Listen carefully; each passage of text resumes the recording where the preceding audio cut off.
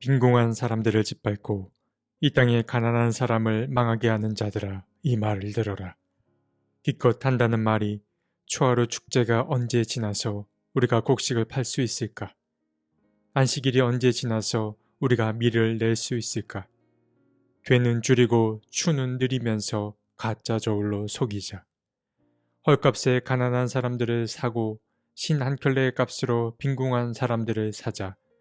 찌꺼기 밀까지도 팔아먹자 하는구나. 아모스서 8장 4에서 6절 말씀.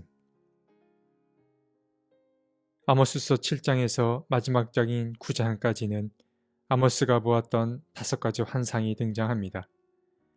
7장에서는 메뚜기, 불, 다림줄 환상이 등장하였고 이번 8장에서는 여름과일 광주리 환상이 등장했습니다. 그리고 마지막 장인 9장에서는 성전이 붕괴되고 또 모든 민족이 전멸하는 그런 환상 이야기가 등장합니다. 물론 마지막에 이르러서 아모스는 이스라엘의 회복에 관해 이야기를 전합니다만 이 아모스서가 일관되게 전하는 메시지는 바로 심판입니다. 오늘 본문에서 하나님은 아모스에게 한 가지 환상을 보여줍니다. 여름과일 한 광주리가 예언자의 눈앞에 놓여 있었습니다. 하나님은 아모스에게 너가 본 환상이 무엇이냐 물으신 뒤에 나의 백성 이스라엘이 끝장났다 라고 말씀하십니다. 그러니까 하나님은 아모스에게 여름과일 광주리 하나를 보여주심으로 곧 이스라엘에게 끝이 임할 것을 알려주셨습니다.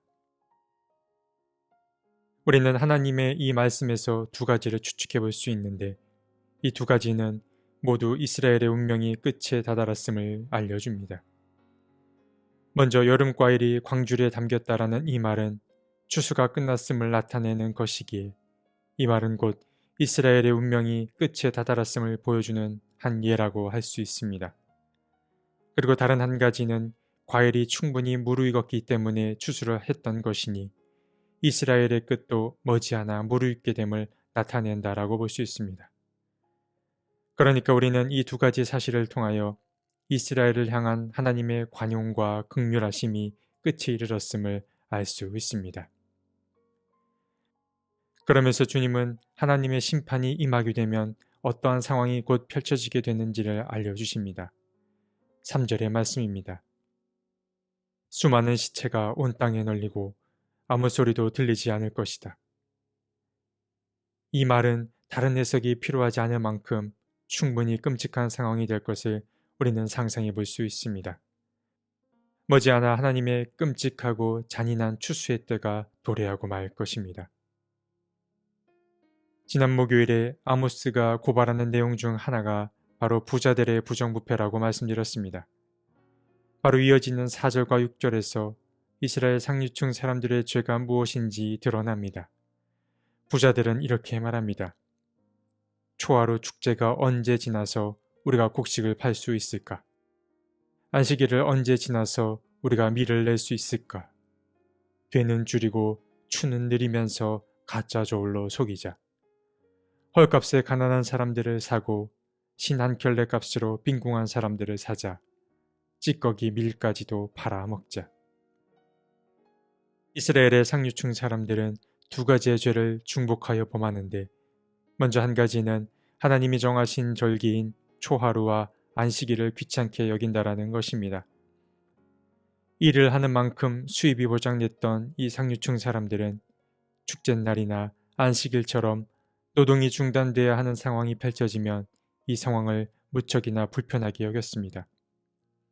물론 이들은 하루 벌어 하루를 연명해야 하는 그런 사람들이 아니었습니다. 그들은 이미 충분히 부유한 사람들이었고 그들은 일을 하는 만큼 경제적인 부도 쌓여갔기 때문에 축제와 안식일 같은 날을 지키게 되면 경제적 손실이 클 수밖에 없었습니다. 그래서 이스라엘의 상류층 사람들에게 하나님이 제정하신 이러한 날들은 바로 눈의 가시와도 같은 날로 여겨졌습니다. 그리고 이들이 범한 다른 한 가지 죄는 정직한 경제활동은 하지 않고 속임수를 썼다라는 것입니다. 상업을 통해 부를 축적하던 상류층 사람들은 저울을 조작했습니다. 그들은 가짜 저울을 만들어서 자신들의 배를 불린 것입니다. 그러니까 이스라엘의 부자들은 하나님의 법과 세상의 법 모두를 어겼던 것입니다. 주님은 이들의 죄악을 더 이상 지켜만 볼 수 없었습니다. 그래서 아모스를 통해 심판의 메시지를 선포하십니다. 주님은 말씀하시기를 이 땅에 지진이 일어날 것이고 강물이 불어나서 온 땅에 흘러넘칠 것입니다. 그리고 낮에도 해가 사라져 캄캄하게 될 것이고 죽음이 사람들을 통곡하게 할 것인데 이들의 슬픔은 외아들을 잃은 것처럼 말할 수 없는 슬픔이 될 것입니다. 아모스가 이러한 묘사를 한 데에는 그럴 만한 이유가 있었습니다.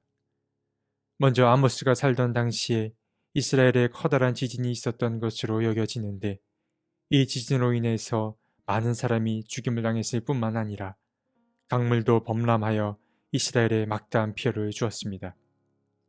바로 이 지진에 대한 여파가 아모스의 선포에 영향을 미쳤던 것입니다. 그리고 어둠이 빛을 가릴 것이라는 이 말은 주전 7세기에 있었던 일식을 하나님께서 심판하신 그 심판의 한 방식으로 선포한 거라 여겨집니다. 또한 상류층에게 임할 슬픔이 외아들을 잃은 것처럼 슬플 거라고 하였는데 이는 출애굽할 때의 마지막 재앙이었던 맏아들의 죽음보다 더 가혹한 죽음이 있을 것을 떠올리게 만듭니다. 아모스가 실제 일어났던 일을 마음에 담아두고 이것을 하나님의 심판 방식으로 선포했던 것인지 확실히 알 수는 없으나 중요한 사실은 그 심판의 정도가 매우 심각했다라는 사실입니다. 11절 이후에도 하나님의 심판이 더 등장하는데 이 심판도 아주 끔찍한 심판이라고 할 수 있습니다. 먼저 주님은 사람들이 굶주리고 목마를 것이라 말씀하시는데 이들이 이곳저곳을 헤매도 결국 이 굶주림과 목마름에서 벗어날 수 없을 거라 말씀하십니다. 그런데 사람들이 진정으로 찾고 있던 것은 음식과 물이 아니라 바로 하나님의 말씀이었습니다. 이들은 잘못을 깨닫고 하나님의 말씀을 들으려 하지만 때는 이미 늦었습니다. 앞으로 제사장이나 예언자를 통한 어떤 가르침이나 위로도 없을 것입니다. 이제 앞으로 들려올 것은 소름 끼칠 만큼 고요한 하나님의 침묵뿐일 것입니다.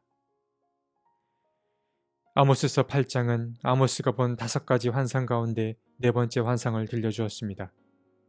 그 환상은 여름과일 광주리 환상이었습니다. 주님은 여름과일이 추수할 때가 되었듯이 이스라엘의 부유층 사람들의 부패도 극에 달했음을 알려주었습니다. 그리고 그런 그들에게 곧 심판이 임할 것입니다. 주전 8세기 초에 이스라엘은 정치적으로 안정기에 돌입하였고 그로 인해 경제적인 부도 축적할 수 있었습니다. 그리고 그 당시 북이스라엘과 남유다의 왕권은 무척 강력했기에 이스라엘의 부유층 사람들은 다른 생각을 할 필요 없이 그저 부의 축적에만 집중할 수 있었습니다. 그러나 늘 그렇게 좋은 상황은 모두에게 공평하게 돌아가지 않습니다. 넉넉히 가진 사람은 더 가지게 되었고 그렇지 못한 사람들은 오히려 가진 것을 빼앗기거나 빚을 갚기 위해 노예가 되어야 했습니다. 그래서 아모스는 부유한 자들이 이 가난한 자들에 대한 무관심을 보며 그들의 잘못을 강력하게 비판했습니다. 자신의 배만 불리기에 급급했던 이들은 이제 하나님의 진노 앞에서 어떠한 자비도 기대할 수 없게 될 것입니다. 혹시 나의 평온함과 안정이 다른 누군가의 희생을 통해 온 것이 아닌가 돌아봐야 합니다. 우리는 어느 정도 서로에게 빚을 지고 살아갑니다. 그것을 내가 인식하지 못할 따름입니다. 오늘 하루 내 삶의 테두리를 돌아보았으면 좋겠습니다. 나의 안락과 평안이 다른 누군가의 아픔을 통해 온 것이 아닌지를 돌아보고 더 나아가 지금 내 마음이 하나님의 마음에 잘 연결되어 있는지도 돌아보셨으면 좋겠습니다. 오늘 우리에게 전해진 아모스의 선포가 더 늦기 전에 우리의 삶을 주님께로 향하게 하는 좋은 표대가 되었으면 좋겠습니다. 하나님, 우리는 빚을 지고 살아갑니다. 우리가 누군가에게 빚진 인생임을 잊지 않게 해 주십시오. 내가 누리는 기쁨과 평안이 다른 누군가의 아픔과 상처를 통해 온 것이 아닌가 돌아보게 해 주시고, 우리가 나 자신의 안락만을 추구하는 것이 아니라 곁에 있는 이들의 사정까지 헤아리는 그런 넉넉한 마음의 신앙인들이 되게 도와주십시오. 아멘.